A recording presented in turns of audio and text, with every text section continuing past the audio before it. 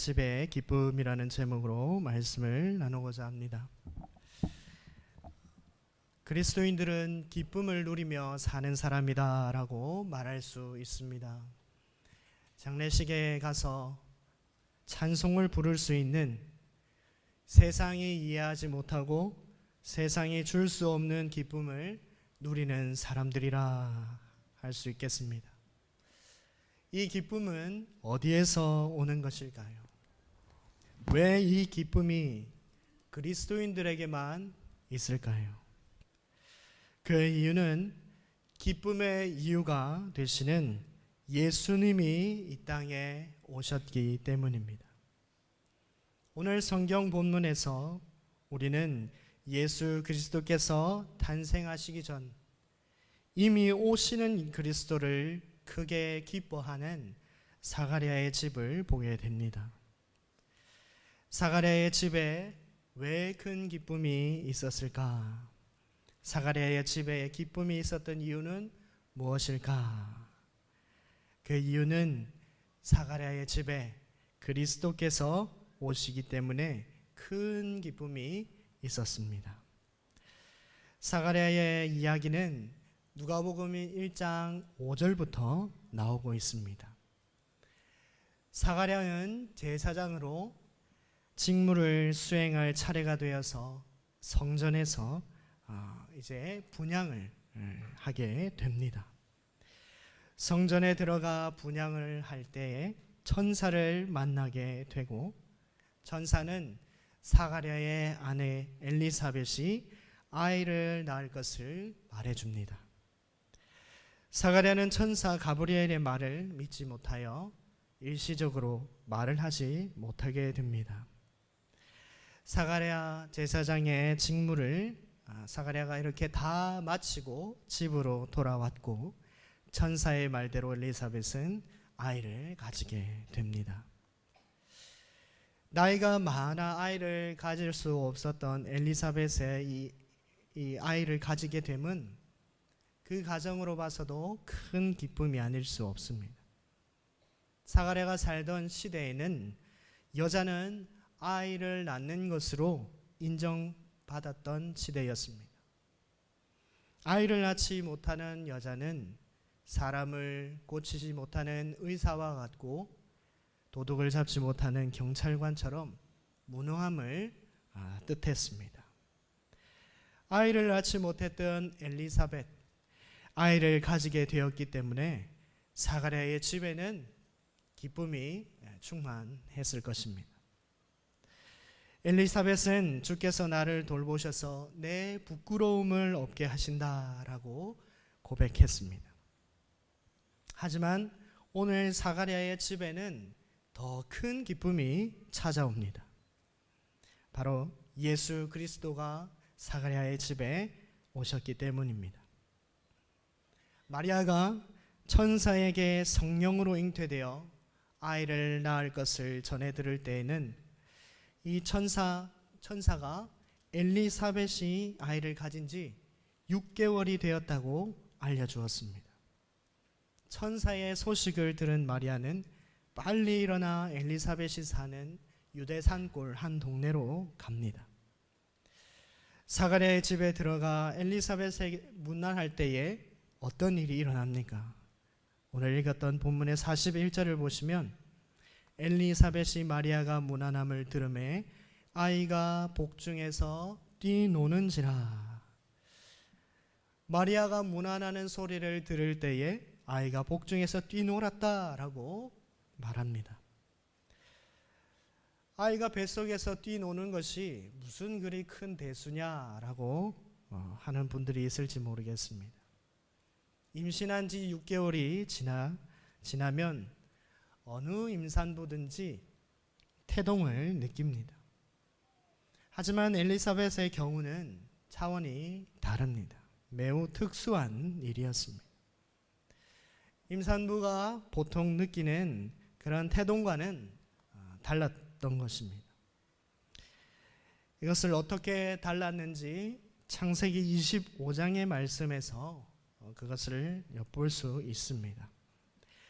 창세기 25장 22절에는 리브가가 임신하여 복중에 있는 아이 둘이 에서와 야곱이 서로 싸웠다라고 말씀합니다. 이 구약에 사용되었던 싸웠다라는 단어가 헬라어로 바뀌면 오늘 이 세례 요한이 뛰어놀았다라는 말과 같은 단어가 됩니다. 리브가는 그의 두 아이가 격렬하게 싸웠던, 뛰노는 것을 느꼈던 것처럼 엘리사벳도 그의 태 속에 아이가 격렬하게 뛰어놀았던 것을 느꼈던 것입니다. 마리아의 문안 소리가 들릴 때 왜 엘리사벳의 복중에 있는 아이가 보통의 태동과는 다르게 격렬하게 뛰어놀았을까요? 이 아이는 오시는 그리스도를 큰 기쁨으로 환영한 것입니다.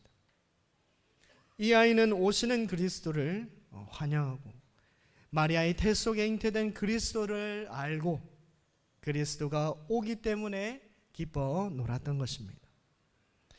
천사가 사가랴에게 했던 말들을 다시 한번 살펴보겠습니다.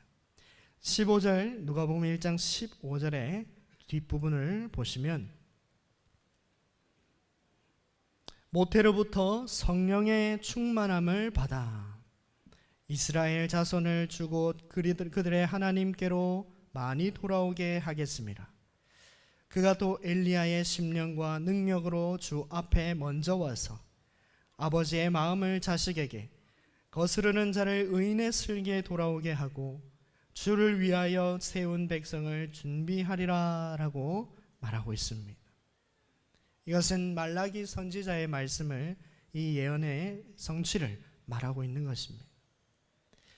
엘리사벳의 태 속에 있는 아이는 엘리야의 심령과 능력으로 주 앞에 먼저 와서 회개하라 천국이 가까웠다라고 소리를 외칠 사명을 가진 사람이었습니다. 하나님이 이 아이를 어떻게 쓰실지 미리 작정하시고 정해놓으신 자였습니다. 이 아이는 우리가 잘 알고 있듯이 세례 요한입니다.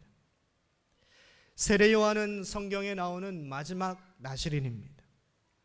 하나님에게 완벽하게 구별되어서 그의 전 인생이 하나님께 드려진 자였습니다. 그는 모태로부터 성령의 충만을 받았던 자였습니다. 그가 기쁨으로 뛰어놀았다라는 것을 어떻게 알 수 있습니까? 그것 또한 성령의 충만함을 받은 어머니 엘리사벳의 입을 통해서 하나님의 말씀이 선포되고 있습니다. 44절에 보시면 보라, 내 문안하는 소리가 내 귀에 들릴 때에 아이가 내 복중에서 기쁨으로 뛰놀았도다. 내 복중에서 기쁨으로 뛰놀았다라고 말씀하고 있습니다. 세례 요한이 그리스도께서 자기에게 오는 것을 보고 큰 기쁨을 가지고 환영했던 것을 말하고 있는 것이죠.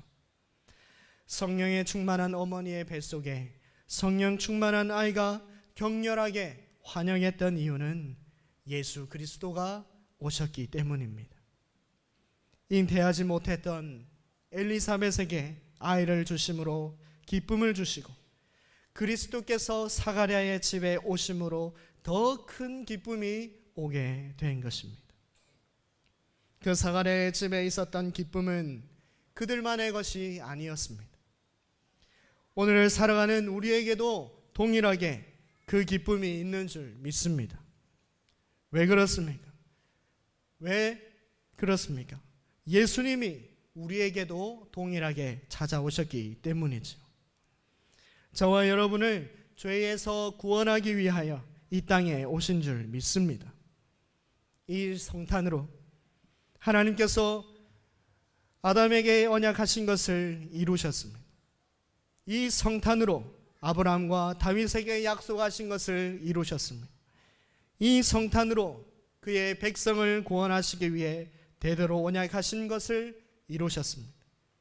이로 말미암아 우리에게 구원의 복음이 왔습니다.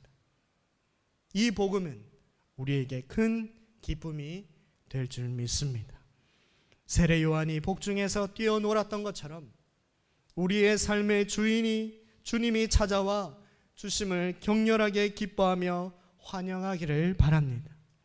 성령 충만한 세례 요한이 뛰어놀았던 것처럼 우리에게도 성령 충만함을 주셔서 주님이 내게 오셨다, 주님이 우리에게 오셨음을 진심으로 기뻐하며 더 큰 기쁨으로 찬양하며 영광 돌리시는 우리 주님의 교회 성도님들이 다 되시기를 주님의 이름으로 축복합니다.